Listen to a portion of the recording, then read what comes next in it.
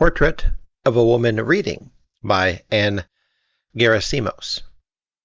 From the Washington Post Book World, February 23, 1969.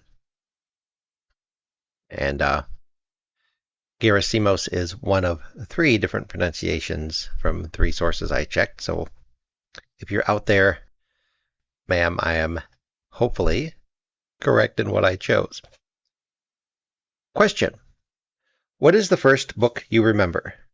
Pauline. I can't even think in terms of there being a first. I can't remember the first movie I saw either. I've always had omnivorous reading habits. I was the youngest in a large family. We lived on a farm 30 miles north of San Francisco, and then when I was 8, we moved into the city. I read the Decameron and the Sheik when my older brothers had them around, and the Kathleen Norris or Willa Cather or Sherwood Anderson my older sisters were reading the same time I was reading fairy tales and Oz books and those girls' series. I saw movies the same way because I went with my parents or any of my brothers or sisters who would take me along. By the time I was about 12, I'd given up on raiding one of my sister's acquisitions because she had such rotten dull taste. Collier's and Liberty magazine and pulp westerns. She's a very bright woman, an educator, yet to this day I can't understand how she can read what she does. She whips right through bestsellers the same way she reads Liberty. I just got a trickle of stuff from my brothers, but I got great loot from my other sister, who's an English teacher. In San Francisco, there was always a public library close by, and we all made our trips, sometimes daily, and when I finished my haul, I'd see what my sister, the literate one, not the one who used books like fodder, had brought home. Question. What books, if any, have influenced you? Kael. Consciously, I have no idea, but I'm sure I've soaked up something from the people I like.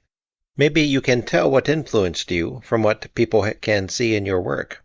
I haven't read R.P. Blackmer's The Expense of Greatness for 25 years, but somebody told me recently that a review of mine reminded him of Blackmer. I feel closer to American writers than to the English, and I think this shows in my prose, which often embarrasses me because it's so plain. I'd rather read a heavy, clumsy writer like Dreiser than someone like Styron. Maybe that shows, too, probably badly. Question. How have your reading habits changed over the years? Kael. When I was in high school, I read Dashiell Hammett and James M. Cain, and popular nonfiction too, like Gene Fowler. I don't read that kind of thing anymore. And now I despise anecdotal books and semi-unwritten reminiscences. I can't read the kind of books people tell me are so easy to read, like King Cone. I try, and I can't get through them. Movies do that better, the whole world of the superficial look at things. I don't think as highly of Hammett or Chandler as many of my friends do. Maybe it's because that whole minor function of literature is taken over for me by movies. The glamour and romance of Fitzgerald do not interest me now as they once did. Maybe that's getting older. Maybe it's because movies, particularly the new French directors, do that kind of thing so well. I read for all the kinds of thought and observation you don't get much of in movies. I read a lot just to try to know what's going on in the world. And then, of course, I read the new work of friends, not just because they're friends, but because I want to. When I was a child, I didn't know anyone who had ever written a book. Now I hardly know anyone who hasn't. I think we're often drawn to the work of friends for the same reasons that we're drawn to friendship with them, that we have a temperamental affinity with their way of seeing things. I like to read the new work of people whose other work I know and like. When a new magazine article or a book review by Alfred Kazin comes out, I want to read it right away. Once I'm interested in somebody's mind, I want to see where it takes him. When I got interested in an author, I always read everything of his I could get a hold of, and everything about him I could find, before I went on to something else. Question. Which writers did you read this way? Kael. Melville and James and Proust and Celine and Henry Adams and George Eliot and Virginia Woolf, Stendhal, Hardy, Dostoevsky. Strindberg, and a lot of others. The writers whose work I was content to read a volume at a time intermittently over the years were those whose minds I wasn't drawn to, and the awful thing is that I have never caught up with all the volumes of theirs that I didn't read then. So I have gaps in Faulkner, for one, and especially Conrad, who has always given me trouble. There are people I've read in volume after volume, like Joyce Carey or Dorothy Richardson, not because I thought they were great, but simply because I was interested in what they were trying to do as writers, and the kind of contemporary material they seemed to be, well, processing. When I was a teenager, my older sister, the one who teaches English, was appalled at the way I tore through a man's life work in a day or two. I mean, it didn't take long to read someone like Synge.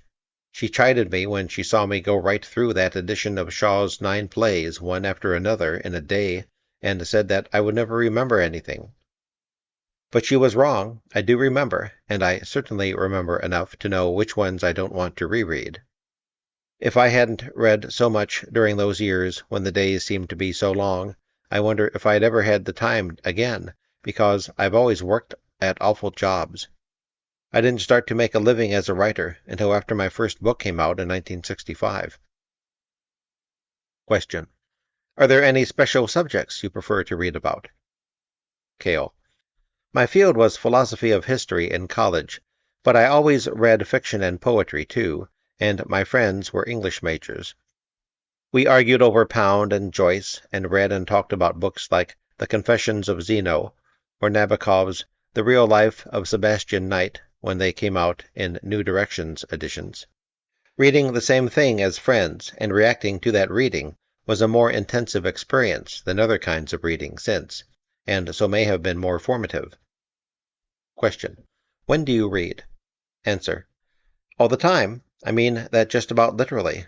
When I was a child, I used to read under the covers with a flashlight after my mother had turned off the lights.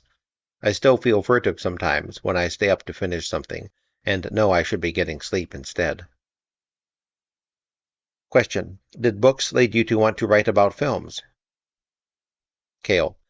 No, I don't think there was a direct connection there. Movies were what you did with other people, books you read alone.